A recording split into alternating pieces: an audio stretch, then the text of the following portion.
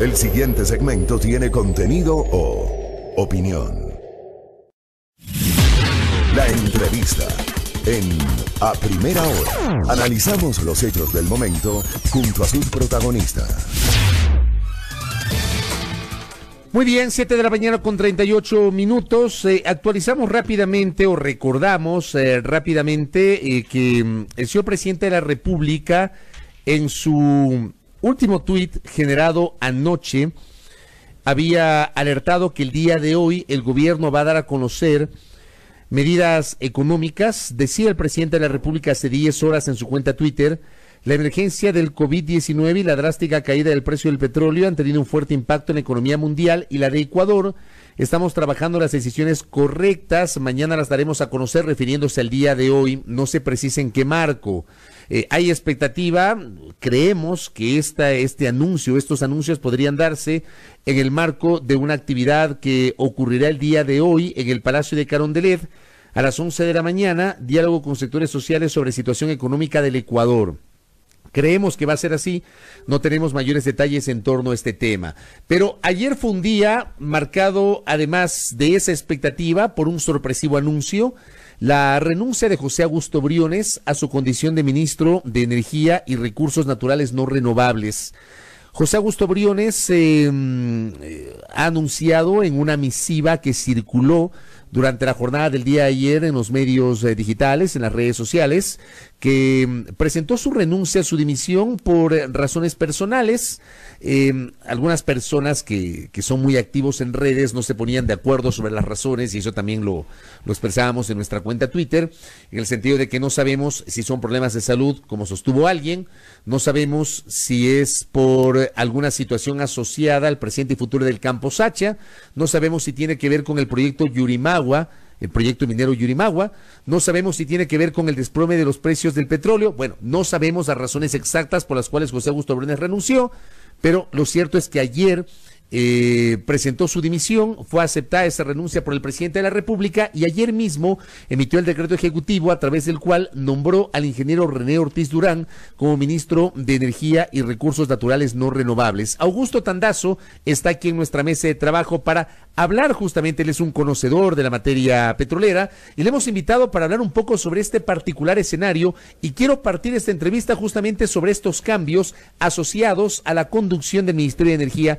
y Recursos Naturales No Renovables. Doctor, bienvenido. ¿Cómo está usted? Buenos días. Buenos días, Fabricio. Un saludo a toda la gente que hace Radio Majestad y un placer estar en este medio. Gracias, muchas gracias. ¿Le sorprendió la renuncia de Augusto Briones? No. ¿Por qué? No, porque, caramba, se necesita, no sé si el doctor René Ortiz vaya a tener los pantalones para tomar las decisiones en lo que es monetización de activos, después de lo que el ministro Carlos Pérez García, en comunicación del 11 de noviembre del 2019, que está aquí la comunicación, le contestó al ministro Richard Martínez, que él es el verdadero ministro de Energía. El que maneja la cartera de Energía no es el ministro de turno de la cartera, es el ministro Richard Martínez de Finanzas. Por eso Carlos Pérez le contesta, refiriéndose a la pretendida monetización de Sacha, Coca Payamino e Ispingo. Primero digamos que Sacha es el mejor campo de todos los campos maduros. El mejor campo. ¿Sigue siendo la joya de la corona del sector petrolero? No. ¿O no? Es el número 2. Porque es el mejor campo de los campos maduros, con unas reservas que bordean los 360 millones de barriles. Pero el mejor campo de los campos nuevos es Ispingo, con una reserva que bordea los 1.000 millones de barriles de reservas. Entonces, ¿qué es lo que pretendían? Entregar la carne de Petroamazonas a las empresas transnacionales. Y el ministro Carlos Pérez García le dice al ministro de Finanzas, con este antecedente, dice, a criterio de esta cartera de Estado, dicho modelo, o sea, el de monetización de activos, no conviene a los intereses del país. Entonces, esto no es que se va a quedar así nomás. Y luego, incluso en la misma carta dice que hay mecanismos que se pueden manejar para sacar adelante la producción petrolera. Y cita, por ejemplo, financiamiento a través de la banca directa Petroamazonas, a través de una línea de crédito cuyo monto debería discutirse directamente con Petroamazonas. No se me aleje mucho del micrófono, doctor, porque si no, no le van a escuchar los oyentes. Buscar financiamiento a través de empresas de servicios para ejecución de los mismos en los proyectos Hacha. Y en una entrevista que él da al diario El Universo el 20 de noviembre, dice: el problema es que la contratista, en el caso que entreguen vía contrato, puede inflar la tarifa. Hoy el costo de Sacha es $6, pero el contratista va a cobrar $14. Entonces, ¿qué es lo que pasa? El ministro de Finanzas presiona para que la cartera de energía dé respuestas lo más rápidamente posible al tema de la monetización de activos, que no es otra cosa que la privatización de estos activos, entregar la mejor producción para que se lleven las empresas privadas. Y obviamente también tienen que defender su pellejo los titulares de la cartera. Ha habido un pequeño roce, un gran roce con el ministro Augusto Briones, en donde parecería ser que están involucrados Roldán y Martínez. Y fruto de esto tuvo que enfermarse el ministro Augusto Briones. Como en su momento tuvo que enfermarse Carlos Pérez García.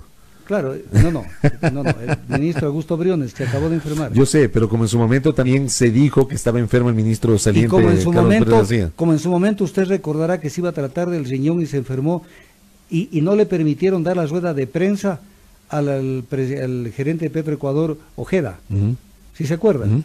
Ese día lunes de septiembre del 2017, el gerente de Petroecuador iba a dar una rueda de prensa informando al país sus avances en la negociación de cómo había contratado y había adelantado un crédito para comprarle la deuda a Petro Tailandia y posiblemente a Petro China, para de esa manera ahorrarnos la carga enorme que tenía contra el Estado ese tipo de contratos en condiciones más ventajosas para el país.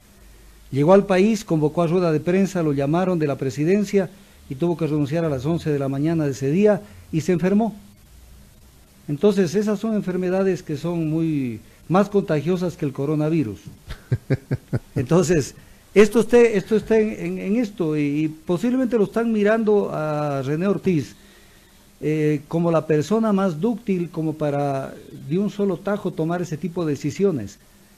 Pero la historia nos dice, y la historia reciente nos dice, que los temas no es que se van a resolver en este gobierno en materia de análisis del uso de recursos públicos, de análisis de posible cometimiento de delitos y de investigación de lo que se está haciendo. Así es que lo que hoy se haga en monetización de activos va a ser analizado ni siquiera por el próximo gobierno, porque esto dura 7 años, el periodo en que se pueden analizar las cuentas públicas y el uso de los recursos públicos. De tal manera que no vamos a permitir que se fereen la CNT, Sopladora, Coca-Cola Sinclair, Sacha, Coca Payamino, Ispingo. ¿Para qué? Para que se convierta en plata de bolsillo, de ahí la palabra monetización, me parece, monetización, que además, Fabricio... A mí me parece que es un término muy pomposo y yo lo he calificado así en este espacio. A ver, no solamente pomposo, yo lo escuché de mañana en su noticiero, sino que este es un país terrible, Fabricio. No hay una norma jurídica en el Ecuador, no hay una en la que se hable... Que avale la monetización, que diga la palabra monetización de activos.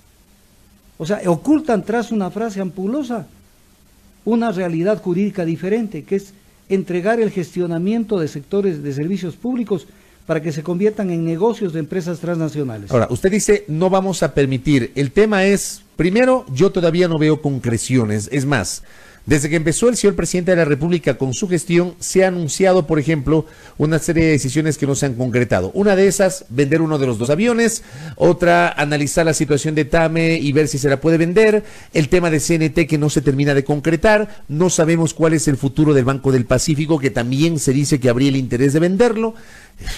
No se han concretado, nada de esto se ha concretado, doctor. Pero es que ese es el tema. A ver, llegamos al tope del endeudamiento. O sea, porque este gobierno continuó con una escala de endeudamiento agresivo.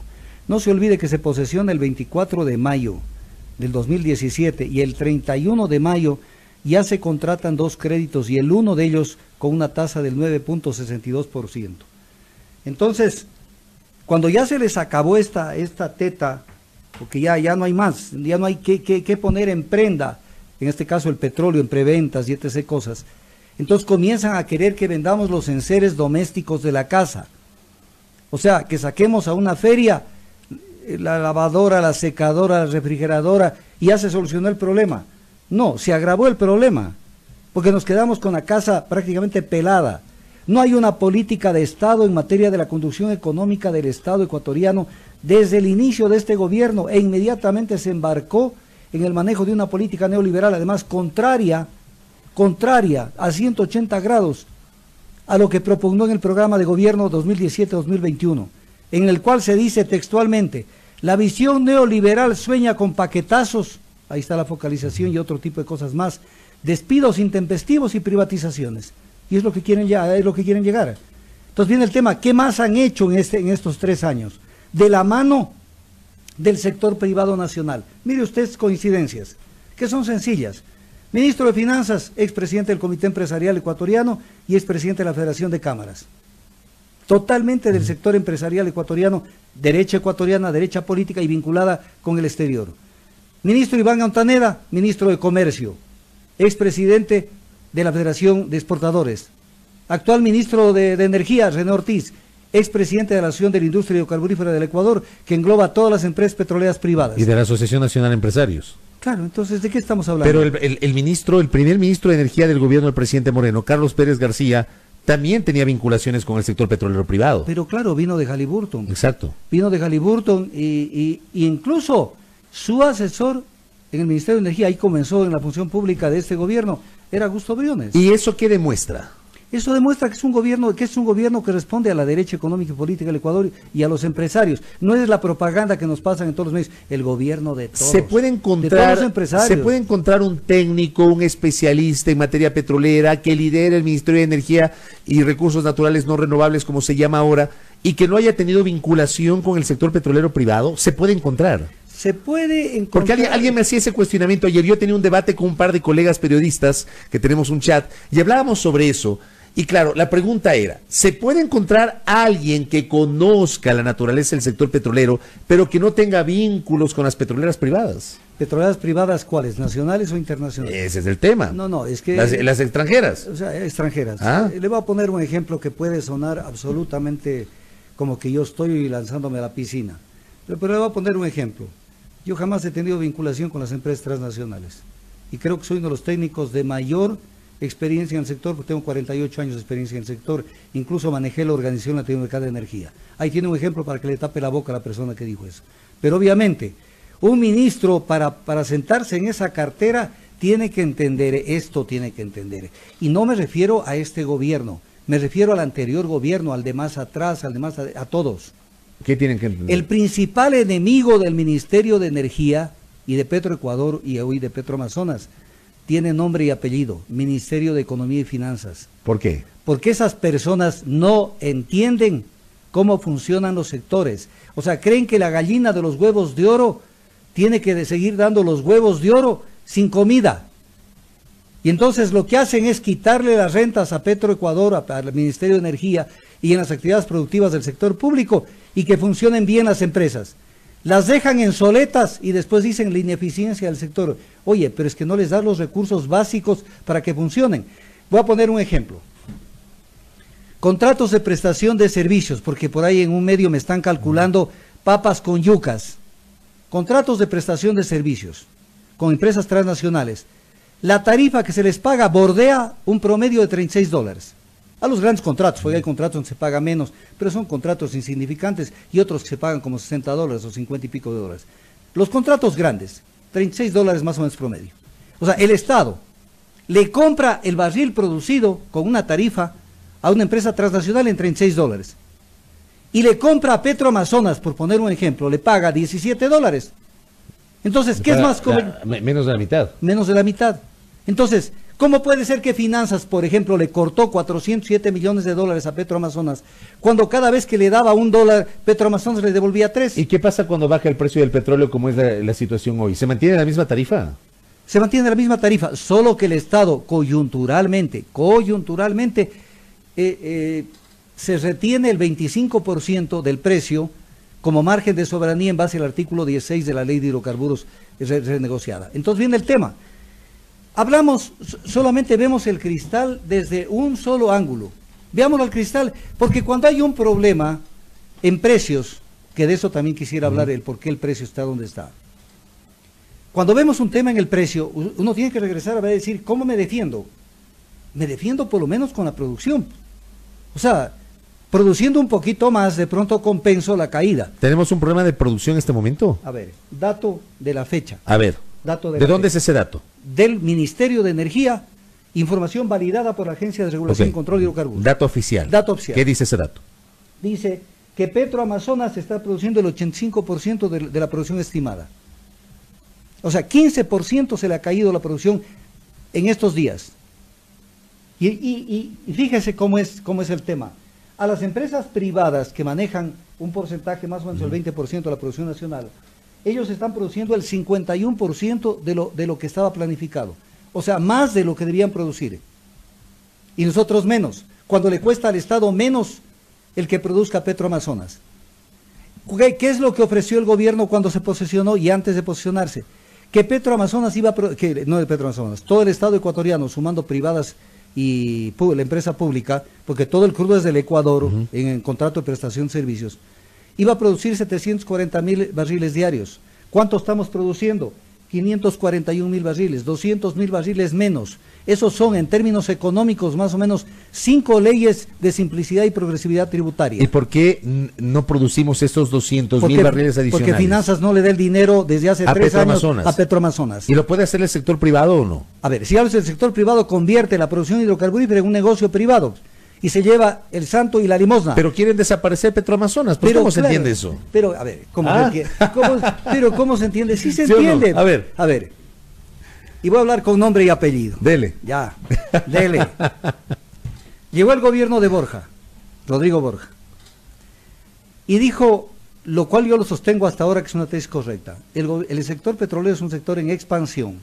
Expansión. El gobierno de Borja cambió CEPE por Petroecuador, ¿verdad? Claro. Sí. Pero ¿qué hizo con Petroecuador? Creó filiales para que tengan una forma autonómica de manejarse. Petroindustrial, Petroproducción y Petrocomercial. Más la Gerencia de Comercio Internacional, más la matriz y etc.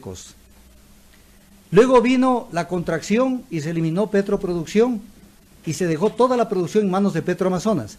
Ahí hubo ya un primer error, porque Petroproducción era la empresa pública que debía haber asumido a Petroamazonas. Asumido, no Petroamazonas a Petroproducción, porque incluso por producción eran los que más producían, pero dejémoslo eso de lado. ¿Cuál es el proyecto actual?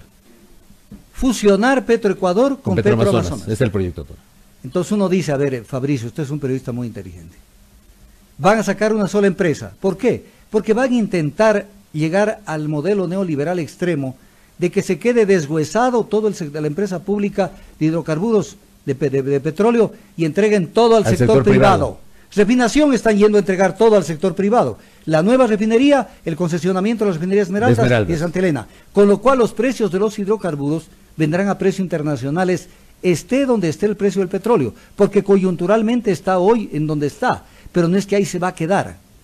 Si el petróleo vuelve, por ejemplo, a $147 que estuvo en el 2008, los ciudadanos ecuatorianos deben prepararse para pagar $9 por el galón de la super y $8 por el galón de la extra. Si se eliminan los subsidios de los combustibles. Sí, a ver, el subsidio de los combustibles es una torpeza, la eliminación. ¿Es una sorpresa torpeza el subsidio o la eliminación? A ver, primero que no conocen, porque no han hecho un análisis.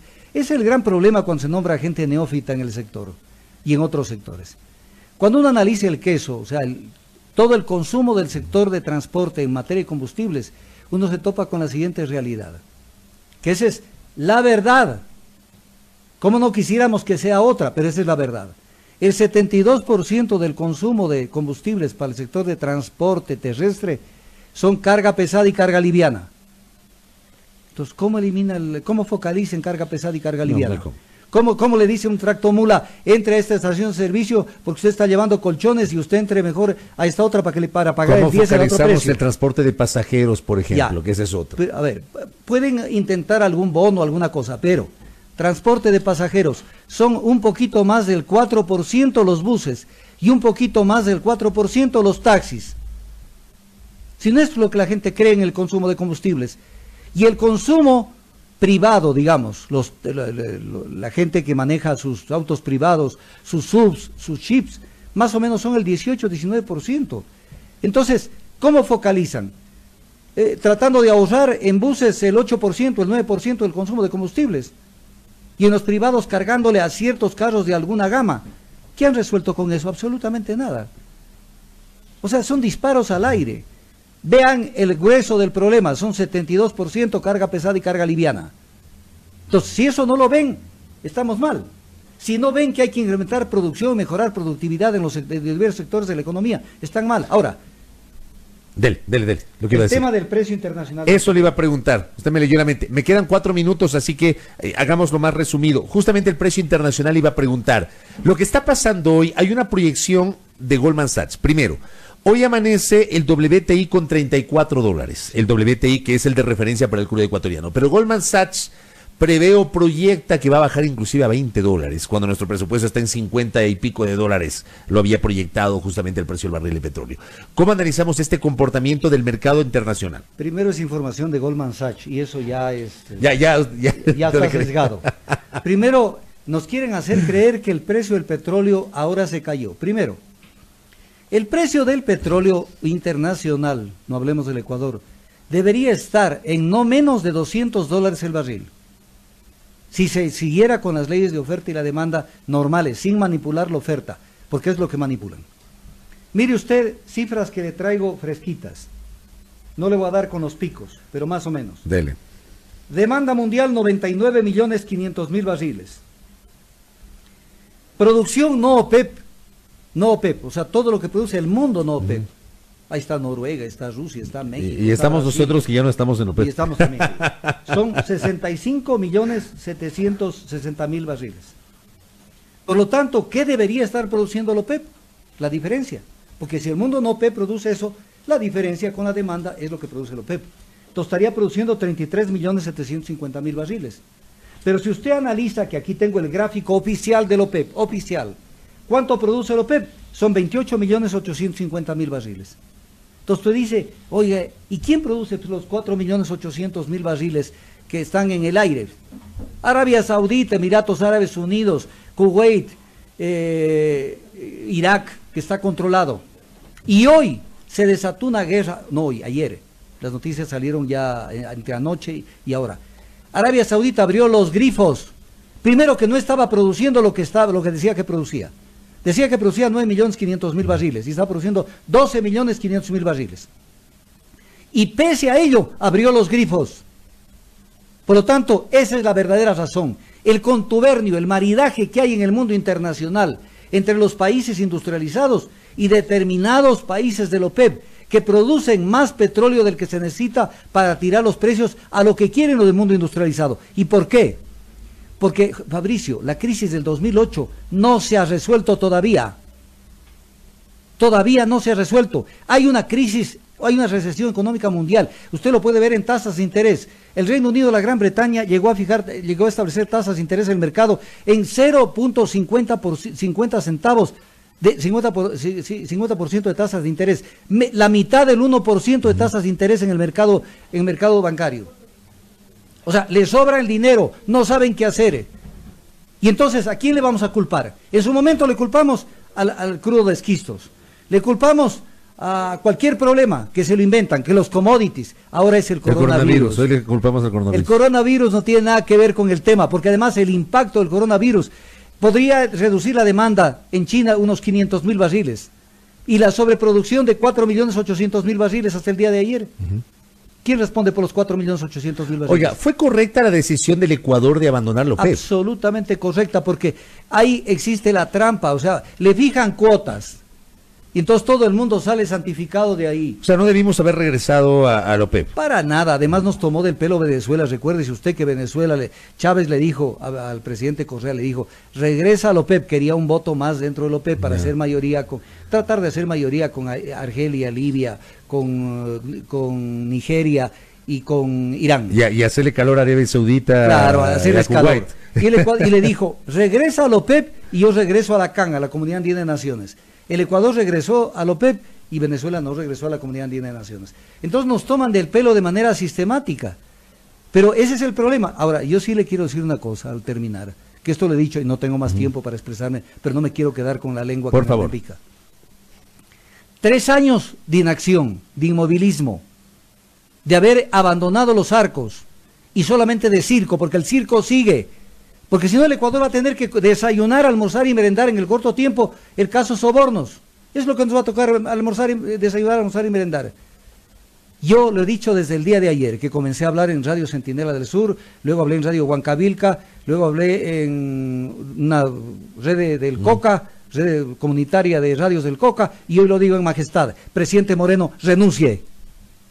Usted es un incompetente para manejar el país. El verdadero jefe de gobierno del país es el Fondo Monetario Internacional. Renuncie. Dé el paso al costado.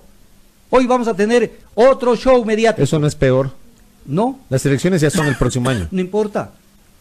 No importa. ¿Qué espera? A ver, en una cristalería hay 100 cristales y han roto 80. Entonces decimos que se termine de romper los 20. Renuncie. Correcto. Usted le quedó grande el cargo.